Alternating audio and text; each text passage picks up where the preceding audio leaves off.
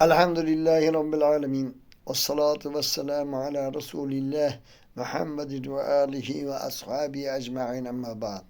Esselamu aleyküm ve rahmetullahi teala ve berekatuhu. Hürmetli aziz mümin Müslüman birodarlar.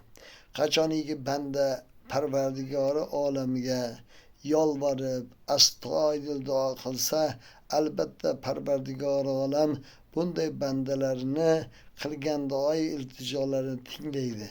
Albatta Alloh subhanahu va taolo bunday bandalarni duolarini mustajob etadi. Agar Alloh taolo qayerda deb so'rasangiz, Alloh taolo siz bilan bizni yaqinimizda. Har bir duo qilguvchini duosini qabul qiladi. Va idza sa'alaka ibadi anni fa inni qaribun ujibu da'wata da'i da'an falyastajibu li va liyu'minu bi dedi yana.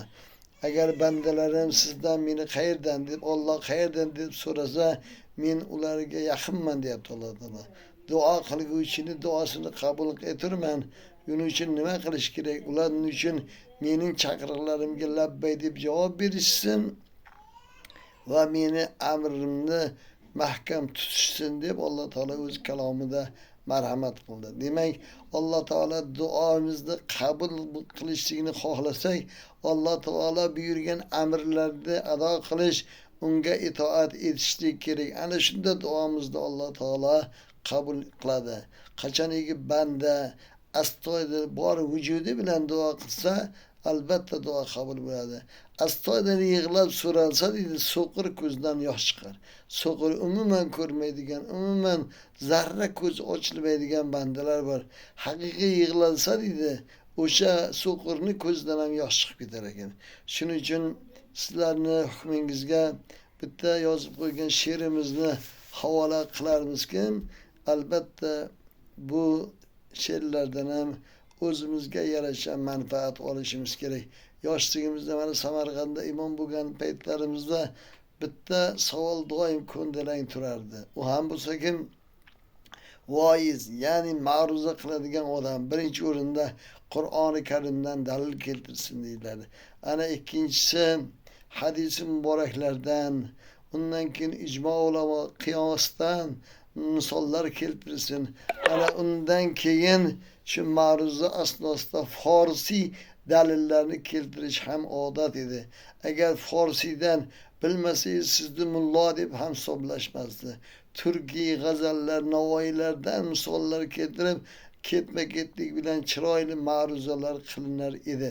Shuning uchun demak, bu yoziladigan she'rlar ham mana shu Qur'onga, hadisga bog'liqligi bo'lgani uchun ishq, oshiqlikligimizni Alloh taologa izhor etib, Parvardigorim bizni qilgan ohu nolalarimizni tinglarmikansan?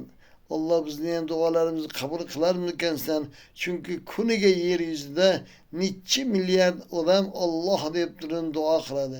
Ularning hammasini ichida alohida siddiqlar qatorida, nabiylarning qatorida bo'lishlik bu ulug' baxtdir. Shuning uchun ham Alloh taologa qilgan duolarim tinglarmikansan degan bir she'rni yozib qo'ydik. Shuni ham sizlarga o'qib berib, hukmingizga havola etmoqchimiz. Qalbimning nidosin tinglarmikansan? Ohu nolalarim anglarmikansan? Sening vasting devon afsona bo'ldim. Devonanga nazar tashlarmikansan? Sen suygan atri gul tikonlari men, sen izlagan ko'ngil dostonlari men, sen sevib hillagan rayhon gulidan ufurib otilgan paykonlari men, sochingni silar shamollaring men, ko'zingning quvonchi kamollaring men, bosgan qadamlaring hoki poyiman, zor etmagin vasning somonlaring men. Bu zorimdan yer osmon bo'zlaydi, tog'i tosh nolamni senga so'zlaydi, gulingdan to'kilgan nur javohirlar g'aribiy qasdiga zanjir izlaydi. Demak, ikkinchi she'rimiz aylagin.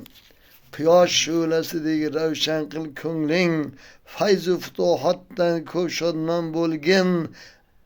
Hazor zulmatdan o'tib tarat nur, ziyo hikmatidan qalbing aylanur. Ya'ni odam nurga chiqishligi uchun, ulug'likka erishishligi uchun hazor zulmat, minglab qorong'uliklar, minglab qarshiliklarni yengib o'tib, ana undan keyin inson nur taratadi. Demak, qancha qiyinchilik, mehnat, zahmat, kitob, zikr, Allohlarni qilib bo'lgandan keyin, ilmlarga mukammal bo'lgandan keyin ilm ahli nur taratish boshlaydi. Ya'ni ilm bilan nur taratadi. Oy yuzining sham'i kuydirsa mayli, oy yuzining sham'i kuydirsa mayli, jamolin oshig'iga suydirsa mayli, g'ariblik hirqasini kiydirsa mayli, borin muhabbatga to'ldirsa mayli. Ya'ni oshiq inson ma'shuqi tomonidan bo'ladigan har qanday jabristonga roziligini o'zi izhor qilmoqda. Mayli har ne ish qilsa ilgidadir, Navoiyning ohlari ko'nglidadir. G'aribi uchun yor vastiga yetmoq nadir, vastida ma'shuqni kuldirsa mayli. Demak, bu she'rlarimizda o'ziga yarasha ma'no bor. Faqatgina bu she'rlarni to'g'ri anglab olsak, bu she'rlarni ham asli negizi Qur'on va hadislardan olingan. Alloh taolo barchamizni o'zining hidoyatidan adashtirmasin.